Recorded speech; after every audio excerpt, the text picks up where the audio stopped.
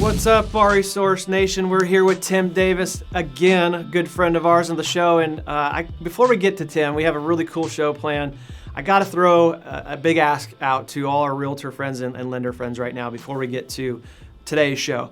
Guys, the forbearance topic is gaining steam, and I don't know that consumers really understand this, and I fear that some realtors don't really understand this. So let me just explain it real quick. We're seeing states now open, and they're calling and saying, "Hey, I want to list my home now. I want to buy another house," which is great.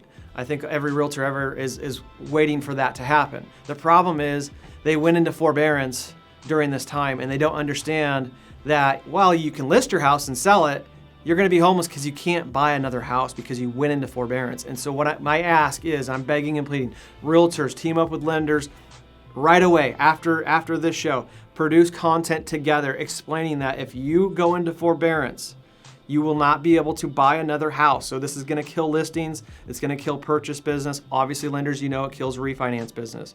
Hear me. If it's the last resort and you need forbearance, you should take it. Other than that, stay away from it. Realtors, team up with your lenders and get the message out. We have to get the message out. Otherwise, this is going to kill all three of those: purchase, listings, and refinance business. Thanks, guys. I know you'll go straight to social with that. So, Tim, thank you for being with us today. I really appreciate it. I know you're busy.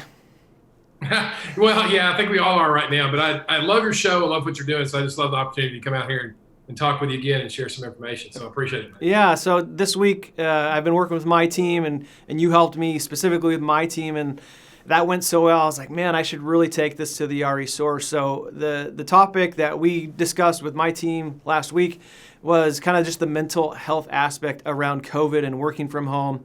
So realtors and lenders, tune in because you're all working from home, and you all know that morning can blend into afternoon and blend into night, and Monday blends into Friday, blends into the next week, and it blends into the next month, and we don't know up from down, left from right, and it presents some real challenges.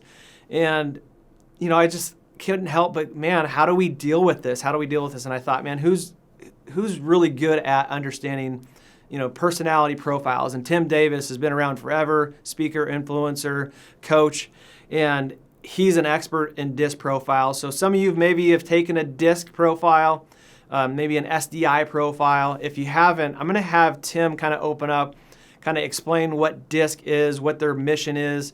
I wrote down, DISC is a leading personnel assessment tool used by over 1 million people every year to improve productivity, teamwork, and communication. So first, we'll open up with the different profiles, D, I, S, and C. And Tim, can you talk about kind of a little bit about why DISC is important, and then we'll go and start talking about the different profiles. And as Tim's talking, guys, try to identify with one of the profiles, because we're going to get to why this is important and how this helps you navigate this really tough challenge of COVID and working from home.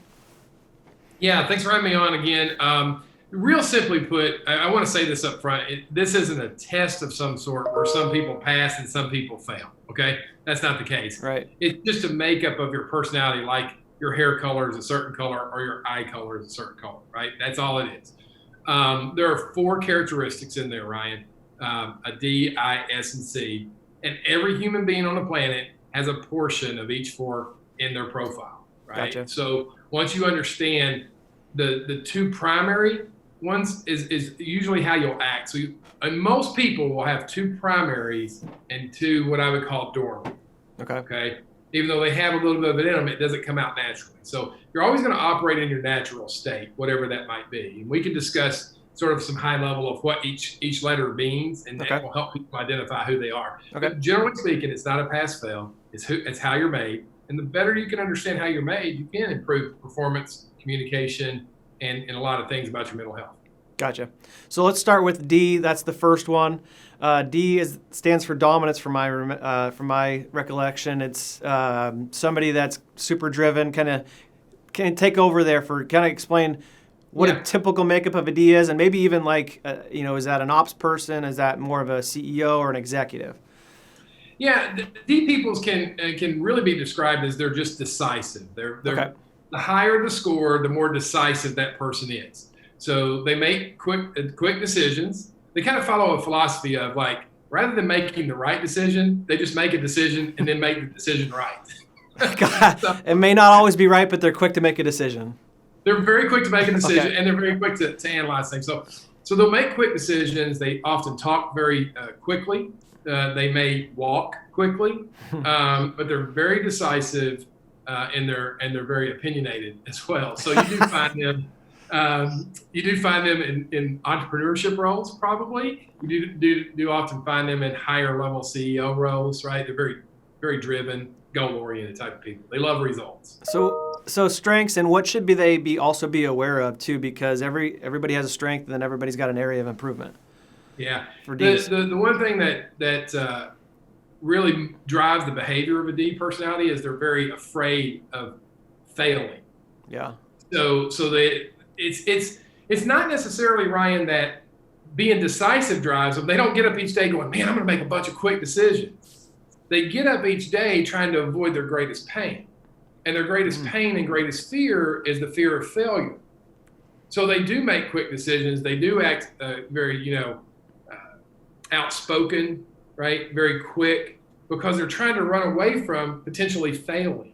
And I think that's the key component in all of this. It's not what you're doing naturally. It's why are you doing it, Gotcha. And once you understand that, then you can get a better control of it. So we're gonna come back once we go through the profiles, because again, I want everybody to identify with one, and then I'm gonna ask you after we're done with all of them how each one's handling, COVID and working from home. So let's move on to before we do that, let's move on to I. I stands for influence. Is that right? Yeah, it's an influencer, but really just break it down to relational, right? Their whole world is revolved around relationships. So whereas a D's revolved around results, an I is evolved around relationships. Gotcha. And their greatest fear is the fear of rejection. So they're doing things to avoid being rejected. They may come off gregarious. They may come off humorous, talkative, lots of gestures, right? So many people are coming to my head right now as you explain this. But what they're wanting you to do is okay them, approve them, right? Gotcha. They don't, if you're a D and the I comes in, like, oh, I had all this awesome stuff happen to me, and you're like, I don't have time for that. That's a rejection to them, and then they isolate. So relationships and fear of rejection, that's your I. So they excel at relationships then, you're saying? Naturally. Gotcha. I mean, Okay. they can walk in and it's like you've known them forever. They're just really good at reading the room. I think they have a really high sense of discernment. Like they can read the emotional context of a room. They can tell if there's a lot of worry or panic going on, or if it's jovial. I mean, they sense all this stuff. So that sounds like a lot of great. salespeople. Is that right? Like, would you say sales? Okay. Lots Gotcha. of salespeople. They love to network. They love to be around crowds. This is tough on them right now. And we'll talk about it. Okay. I can imagine. That's their personality. They're relationship driven. Okay. So S, we'll move on to S, and that's steadiness. Very steady, Okay. right? You might even find this individual to be kind of monochromatic, I guess is a good way to say. You're never going to find them really high or really low. You're going to find them like steady in the middle. They're constantly trying to run from their fear, which their fear is change, right? Huh. So this is tough for them. Listen, I mean, that's, very difficult. Like an S wants to be part of a team. They want to be part of a support role. They want to lift other people up. They want to, be involved in charities and various things like that. You're not going to see them run from emotion to emotion, right? Gotcha. They're just going to be very steady. You can rely on them. You can count on them. But they're running from the fear of things changing. And that's something that they're dealing with pretty tough right now. That sounds to me like operations, some operations like in mortgage, the secondary people come to mind for me, maybe even some underwriters, people in the lock desk, stuff like that. Or no highs, no lows, kind of just right down the middle. They don't get too emotional about it. Yeah, they're looking for a team to be a part of. They don't want to be out in front, right? And they don't want to be the decision maker. What they want to do is be a part of a team where they can support the team, right? So that is going to be administrative type of roles, by and large, right? That's Gotcha. what they're looking for, and that's where they're going to excel. All right, and then last is C, conscientious. Is that correct? Conscientious, compliance, you can say it that way. These are the rule followers of life. Oh, for mortgage, then of course compliance people. Yeah, they're the compliance department. They're also the underwriter. Okay, true. Because they're going to follow the rules, they're going to follow the guidelines. they're running from the fear of being wrong, right? So the way they treat their day is, here are the rules, and this is how we follow the rules. And here's the checklist that coincides with the rules. And we're going to start with item 1, and we're going to go to 2, and then 2A if there is, and then 3. We're not going from 1 to 7.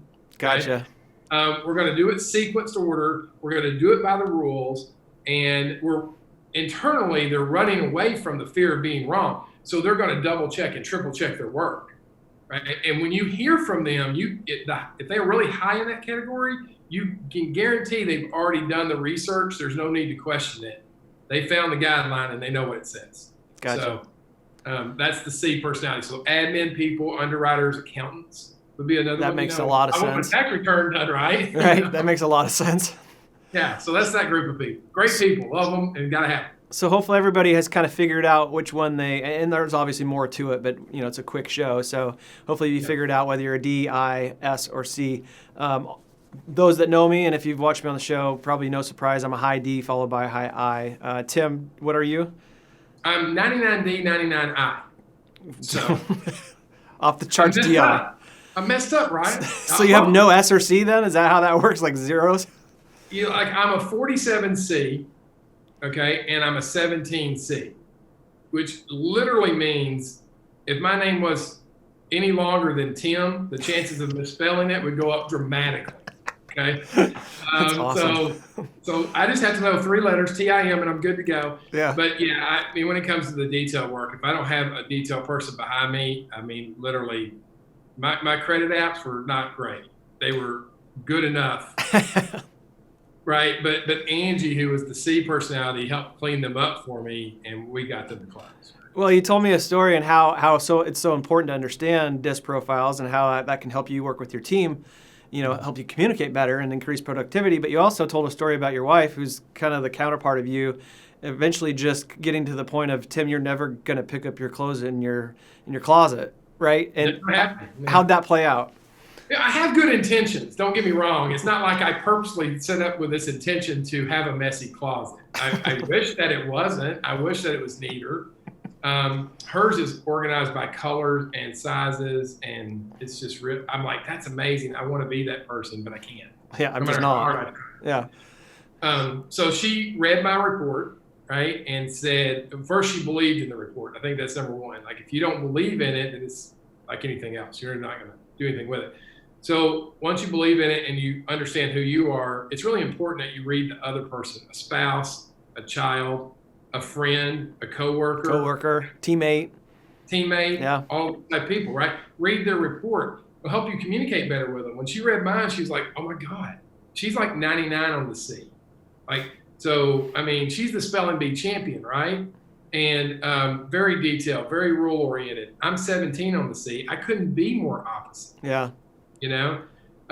So she would say, hey, listen, you need to run that by compliance. I'm like, who is that? I don't know who that person is. I can't even spell compliance, hon. We have a department called compliance? I don't have time, And so she would take care of all that and get me on the right track. Yeah. But she read the report, and when she read that, she went, man, for years I've tried to get you to clean up, and I just realized by reading this, all I've done is beat my head up against the brick wall. It's not that you don't want to. It's just that it's not on your radar, nor will it ever be on your radar. So coach me during this time right now. I'm a high D. I just shared that with you, and other other people listening, other entrepreneurs, as you said, CEOs. Coach me through this. What should I be aware of? How am I typically handling this situation with COVID and working from home? And how can I navigate it better with this understanding? Yeah. So, in good months, you're going to be more friendly, right? If the pipeline's up and the pipeline's high and we're closing deals, we're going to be, you're going to be more friendly. If there's a drop in that, you're going to be like, the results are going down. We're going straight into results mode. And if you're not careful, you're going to come over the top of these other personalities who are already maybe struggling, and you're going to see a retreat from that. And so what you're hoping to get as results, you're actually going to push that opposite of what you're trying to do. Gotcha. And this is a real common problem. We all have it. I do as well, right? We teach and train and lead other people in our natural voice, and we expect them to understand it, right? So a D comes in, they're like, 3 things you got to do, 1, 2, 3, these are results, go get it. And if you're talking to another D, the other D's like, gotcha, man, I'm on it. Yep. But if you tell that to an S, they're going to sit there and go, they don't like me anymore. I'm probably going to lose my job on top of this. Oh, geez, yeah. So it takes a lot to step back in times of crisis and realize that your team came together and they are productive for a reason. And the reason is because they each are in the right role. And they're all different profiles. So that's why it's so Correct. important to understand this. It's not a bunch of high Ds. I've been in an exercise where they put all Ds into one group and we had to complete, I can't remember what the task was. We were horrible because we all wanted to take control and nothing got done. And so that was the first exercise. They put us into groups of I's and S's and C's. Guess what? It was beautiful. Like, we all ended up working together. So that was a really fascinating experiment to go through for me. And it really hammered home the importance of the I and the S and the C. See, your team in a crisis needs you to be decisive. Like, the last thing they want is someone who's wishy-washy about what to do next. But if you're not cautious about how you're coming across, if you're not thoughtful about the words you're using, and the fact that, you're describing it to somebody who's not your personality, it can come across like nails on a chalkboard to them and really go into their spirit and go, well, first off, I'm having to work from home. I can't go see my friends anymore. Now my boss is yelling at me. Yeah. And you never yelled at them. You never once yelled at them. But Right. it's their perception of it. Right? If you call me up, you're like, 3 things, Tim, boom, boom, boom. I'm like, cool, got it. See you later, bye. I'm good with it. So you loved my email with the notes because it was literally, I didn't have an intro, I didn't have an outro, it was just bullet points to you about our notes today, right? I'm like, this is perfect. I'm like, I got it here, done, right? But I didn't even say hi, Tim. I just went right into the bullet points. right. But think about it. Like, if you got an I on your team, they're already internalizing the fact that they can't go to the sports bar and hang out with their friends, or they can't have people over, or they're missing the networking event, or whatever the case might be.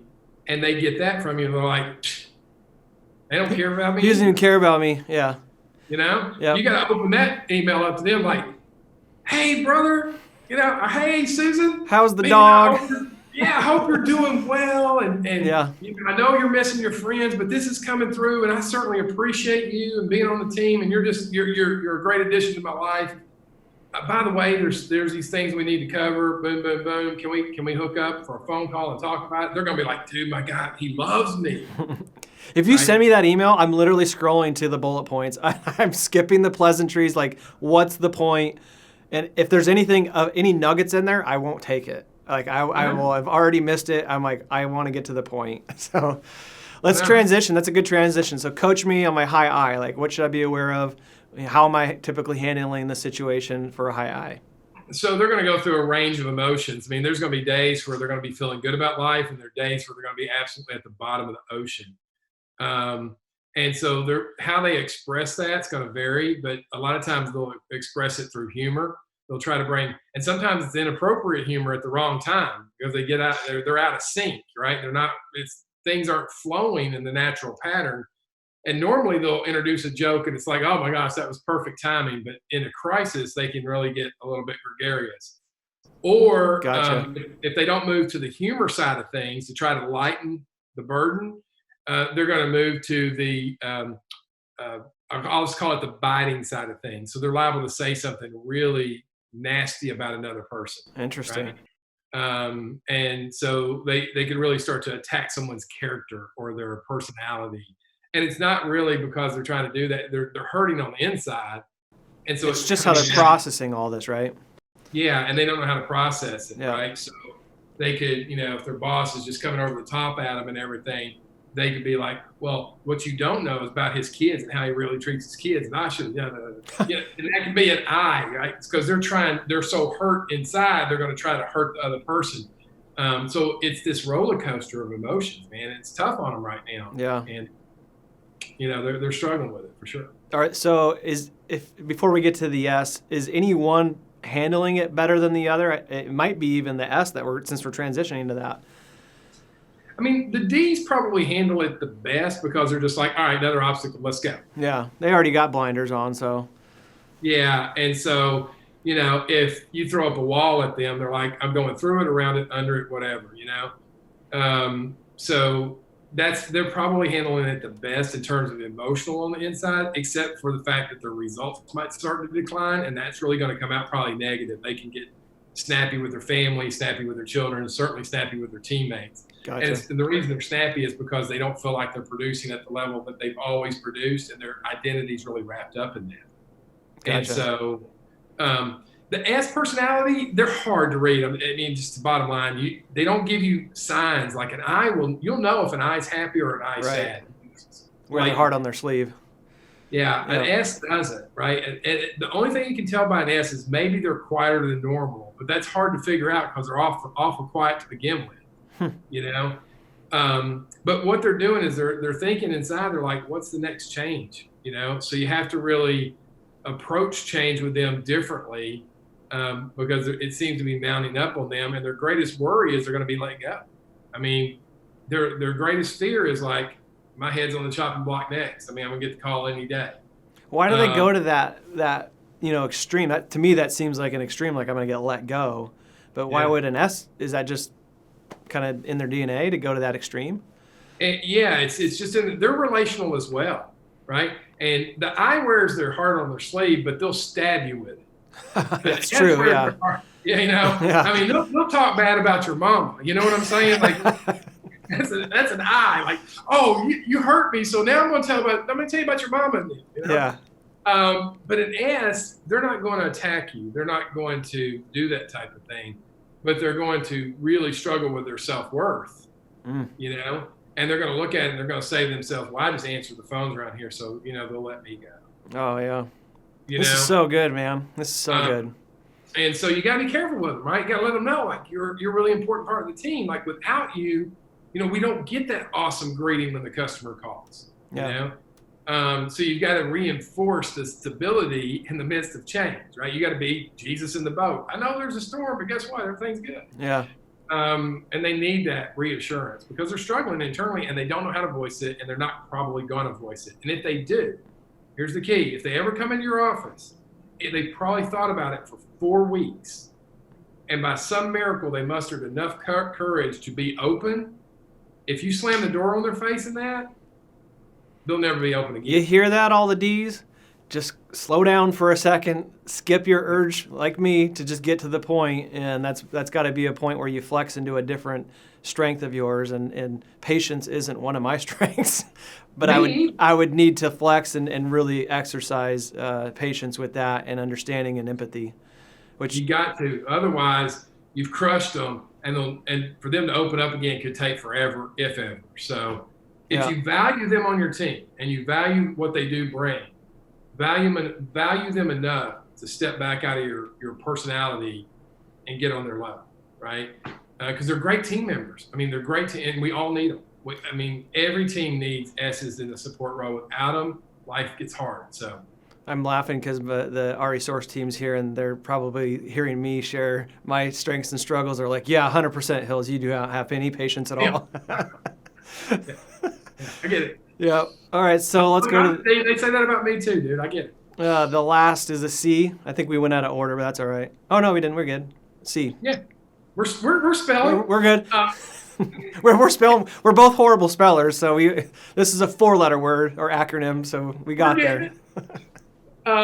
They're conscientious. They're rule followers, like we discussed. The rules are changing on them right now, and that's a concern. And so, what they're wanting to do is they want us to do. Get this right. What they want to say is, hold up a second. My system got out of whack, so I need a minute to rebuild a system. Yeah. Because the rules changed here, and I need another sequence. And you're still trying to shove things in here, and I don't have my new sequence yet, and that's really bothering me. And so they can lash out. The way a C lashes out when they're really hurting on the inside is they start to become very critical. So they'll say things like, "Hey, why did you do that?" Do you hear how that just sounded? Like if I came up to you and I'm like, "Ryan, why are you taking the applications this way?" Yeah. Sounds condescending. Sounds critical, doesn't it? Yeah. That's a C's natural state. And when you ask a why question to somebody, you already put them on the defensive. Like, man, why are you being so judgmental of me? So they get a little worse in that area, and they don't really adjust well to the let's put it on the wall and see if it sticks kind of mentality. Yeah. It's not their game, right? So they get a lot more stickler about the rules, right? If that's a word. Yeah. They want to hold you to them, and you need to give them time to create the new system because the old system's not working because a new set of rules came into play. Well, So things are changing in this environment every day, sometimes a couple times a day. So they're probably having a tough time with that because the cheat sheet that they're going off of has now changed, and that's probably like sending them into conflict real quick. yeah, and they're slowing down purposely right now. They're like, well, wait a minute, I need to double check my work because I can't fund a loan that can't be bought. So, Yeah. It gets to a high C underwriter or a high C closer, and we're like, hey, come on. They're like, hold up a second. I got to have some more time and double check this stuff because if I say yes now and it turns out to not be good later, I'm going to be wrong. And there's no way in hell I'm ever going to be wrong. You're not going to put that on me, so you're going to wait. Yeah. Okay? And so that's what you're getting from that personality right now. Tim, this is so good. I'm going to throw to you for closing comments, but every week for 10 years, we've tried to come out with the most relevant content.